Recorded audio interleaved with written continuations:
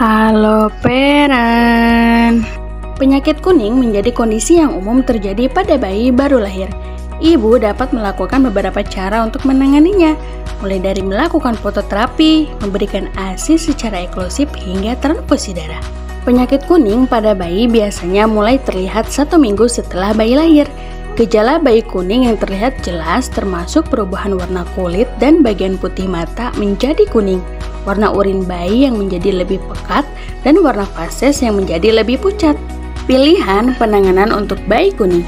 Sebagian besar kondisi bayi kuning tidak menunjukkan adanya indikasi serius dan dapat menghilang dengan sendirinya sekitar 2-3 minggu.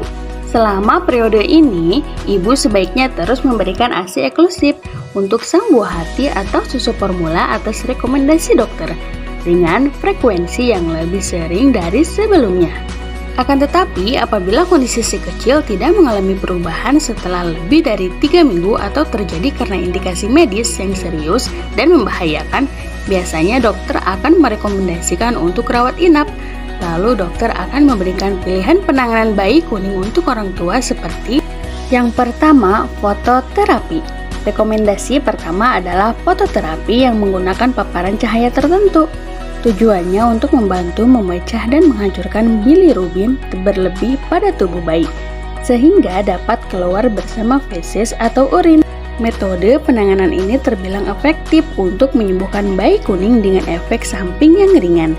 Ketika menjalani prosedur, dokter akan menutup mata bayi dengan pelindung khusus sehingga sinar tidak membuat mata bayi mengalami kerusakan. Yang kedua, suntikan imunoglobulin atau IV. Pilihan penanganan bayi kuning selanjutnya melalui prosedur suntikan imunoglobulin. Pemberian suntikan ini, dokter akan menyarankan prosedur ini jika golongan darah antara ibu ternyata tidak sama dengan bayi. Sebab bayi yang mempunyai golongan darah yang tidak sama bisa membawa antibodi khusus dari ibu dan membuat pembentukan bilirubin jadi meningkat.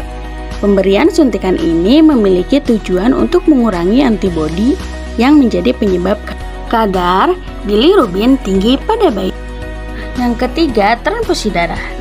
Jika dua metode sebelumnya tidak menunjukkan hasil yang efektif untuk mengobati bayi kuning, bukan tidak mungkin dokter akan merekomendasikan orang tua untuk melakukan transfusi darah.